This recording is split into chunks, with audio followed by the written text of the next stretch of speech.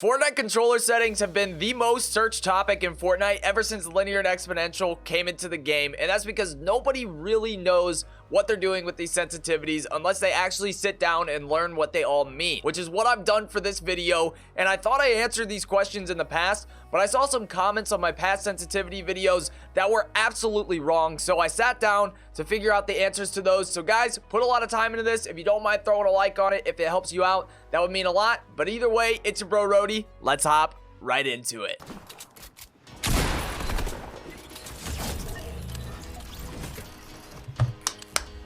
I don't know if you're in school right now or if you're on break, but we're about to get extremely nerdy up in here, and I'm a math minor in college, so basically, you know, I'm a nerd, okay? I'll admit it. So we're going to be showing you guys linear, exponential, and legacy on Paint, and I'm going to be taking you through the differences so you guys can physically see the differences between these. You don't need to be a math minor to understand this. Let's hop right into it, though, and start off with the linear curve. So I suck at drawing, so this is going to be kind of hard to do live, but we have the linear curve right here. And so on our axes, we got the speed of how fast you move in the game on the left, on the y-axis right there. And on the x-axis, we're going to throw up stick input. So just to explain this really quick, we got our stick input, which is just like however far you push a stick. That is going to be your stick input, and you have your speed is how you move in the game. All right, we got that established. We're going to be using that on exponential and legacy charts as well, but your linear curve looks like this. It's just a straight line between both the speed and the stick. However much stick input you get, that's how much speed you're going to get in the game. So this is your linear curve. Now, what a lot of people are confused by is in my last video, I said that if you put on boost at the end of your linear, so whenever you have boost, what boost does is whenever your stick gets the farthest to the left or the right, your boost will jump up even faster than it previously would. So what this looks like on a curve is, so let's say this value right here, let's say this is your max. So this is whenever you push your stick all the way to the left or the right or whatever direction. This is your max speed you're going to get if you're not using boost. So this speed right here, that's what you're going to get if you're not using boost. However, let's say that you throw on a boost of like 5%, whatever it may be. Now that speed's going to jump up to here or whatever. It's going to follow this line for however much boost you add. And that's what boost is. So some people in my past videos have said, oh, if you add boost, you're just using exponential. No, you're wrong, Jimmy. That's not at all what you're doing. This is what you're doing. So you still get your linear movement all the way until the stick is at its max, and then you get even faster movement. So this allows you to play on lower sensitivity on linear while also being able to 360 and flick shots really quickly. So that's the difference, and that's where a lot of people are wrong. So now let's show you guys the exponential and legacy curves. Okay, I got the beautiful drawing down here, so let's show the exponential curve. What an exponential curve is just like this. It starts out slow and then it boosts up really quickly at the end. That's what exponential means. So this is why people like kind of the exponential feel sometimes, is that it's easier to follow those up close shots because, you know, your stick input at the start doesn't get you a very fast speed. Look at that speed compared to over here, what speed you get on linear. It's very different and a lot easier to control in that way, but you don't get that snappy feel that you get with linear whenever you're moving your stick really quickly and flicking shots around with edits and all of that. This is your legacy curve, no matter what. Legacy uses an exponential curve too, and you can't add boost to it. The difference is with exponential, you get that same legacy feel, but whenever you have your max over here and you add, let's say, a boost, your boost follows that same line that we showed over there for linear. So you can add a boost to where you can get even faster at the end of the curve, and exponential does not have L2. So in my opinion, I could be completely wrong. I'm going to try exponential for a video in the future. It doesn't make a lot of sense to use exponential at the moment unless you want that boost feel on your ADS, or to customize your ADS and your look sensitivity just a little bit more with boost and all that. Doesn't make a lot of sense. And also, I want to say one more thing. This is where your boost ramp time comes into play. Oh my gosh, I am so bad at drawing on this. But this is where your boost ramp time is. Right here, whenever you get to the maximum on your stick, your boost ramp time is going to kick in. This little, between these two dots right here, I hope you guys can see this on the screen. That's the amount of time it takes to go from this speed right here. I'm going to make this massive. and this speed. That's what boost ramp time does. So it kind of gives you a little bit of a buffer between jumping from speed to speed, so that way it's not too quick. Holy, okay, that was a lot of math, and I hope this is still all making sense. And just one more thing I want to say. So the difference between changing your sensitivity, you know, adding your X and Y, making them faster, all that really does is it just shifts this curve right here. So if you increase your sensitivity on linear, you know, you're going to get that extra curve, or I don't know how to hold this the right way. You're going to get that extra curve above, and it just keeps going faster. Same thing with exponential and linear. So that way you get more or less speed with your stick input. You guys didn't know you were coming to this video for a math lesson, so joke's on you.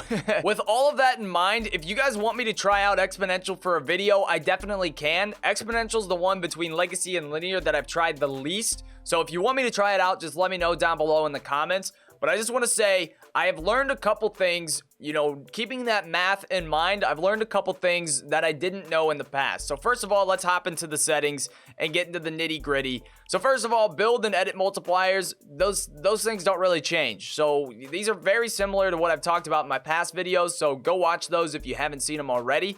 But this is where things start to change a little bit. I went pretty low with my horizontal, my vertical last video, down to like 44%, but even after that, I was down at like 39%. And this is something I was wrong about. I think ideally, here's the difference. You know, when you're going from that legacy curve over to a linear curve, and this is where a lot of you have messed up because you haven't been very patient with it, it's going to be really hard to adjust to not having, you know, that jump up as you get your stick to the very end. It's going to be very difficult not to have that because linear is going to feel way too quick and just really messy for you guys. So something that I did that really helped me, and I recommend you guys do this too, lower your look speed as low as you need to, like 38%, to where it feels okay and you can really control it, and raise your boosts up to like 10% or even, you know, 11%. What this is going to do is it's going to make linear a little bit more similar to exponential, but a little bit more manageable because you won't be taking off as fast every single time you take your stick, and you're going to get that boost so you can still do some turnaround shots. So basically play on this and do box fights, go into an edit course, practice on this for a while. You know, it's a little slow for me, so, you know, I would either add some boosts and stuff. And this method right here of doing this, here's the next step.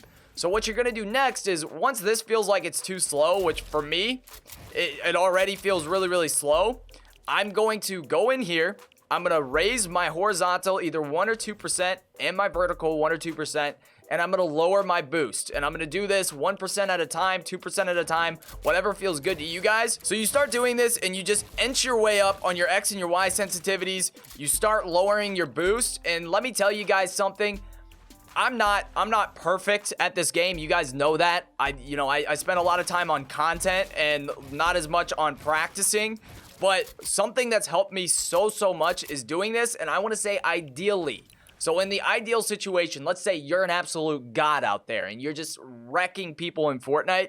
So what you ideally want to get to is 0 boost. After all of this studying of the settings, I think 0 boost is the ideal situation for the top tier linear player. But what that's going to take is a sensitivity around 55, which for me is still a little too quick. Like I can't manage 55 too fast, especially on my shotgun shots and my SMG tracking up close. So I'm slowly working my way there, and that's what I recommend for you guys too. Work your way to 0 boost. Don't start at 0 boost because that's a massive leap to take going from legacy to linear. So that's the biggest mistake most of you are making, and I can guarantee you that one right there. With that all in mind, I'm at 46 and 4% right now, so I'm actually getting pretty dang close to getting down to 0 boost, and this is feeling really good. So very soon I'm going to be inching up my horizontal and my vertical speed soon. And also I have the turning boost ramp time down to 0. After observing those curves and stuff, it didn't make a lot of sense to have the ramp time up to, I had it at like 0.09 or 0.1. It didn't make a lot of sense for that, and it actually feels really good having it at 0, and look dampening time at 0 also. I haven't touched my ADS really since my last ADS video, and my ADS has been feeling pretty good. I'm actually going to dock this down to 0 too. It wouldn't make sense for me to have this on 0 and this one not on. So yeah, these are my linear settings, but I want to talk about Legacy too before we go in this video. And the beautiful thing with Legacy, which I imagine is similar with Exponential, I might be trying out Exponential soon, so I'll have a better idea to tell you guys. But you can have a higher X and Y just for the simple fact of those curves we showed at the start of the video, where it starts off so slow, you can have a faster X and Y. There's no boost ramp time on your Legacy settings, so you don't have to worry about that. I wouldn't recommend a boost ramp time if you play on Exponential either. It just doesn't make a lot of sense to have that. You already have the Exponential Curve. You shouldn't need to go any faster. You can always just raise your sends and get that same effect. And this is where your controller targeting and your scope sensitivity are both customizable. And this is why I absolutely do like Legacy, is because you actually have a custom scope sensitivity. How ridiculous is it that Fortnite doesn't give linear and Exponential a custom scope sensitivity? It just makes no sense to me. And then your build and your edit sensitivities can be really fast on Legacy also. I actually played on these settings for like 2 days and they started feeling really, really good. So yeah, I would recommend you guys try out settings near these. Probably about 60 to 80% is what most people can handle. I want each and every one of you to go into your math classes in the next couple weeks if you're still in school and tell them you learned something from the Rodey Bros on linear versus exponential. Check me out on Twitch at Rodey Bros if you guys have any more questions. I always answer live on any sensitivity questions you might have, so make sure you check me out over there. I'm usually streaming most days of the week, and this has been Cole from the Rodey Bros, guys. I'll see you all in the next video.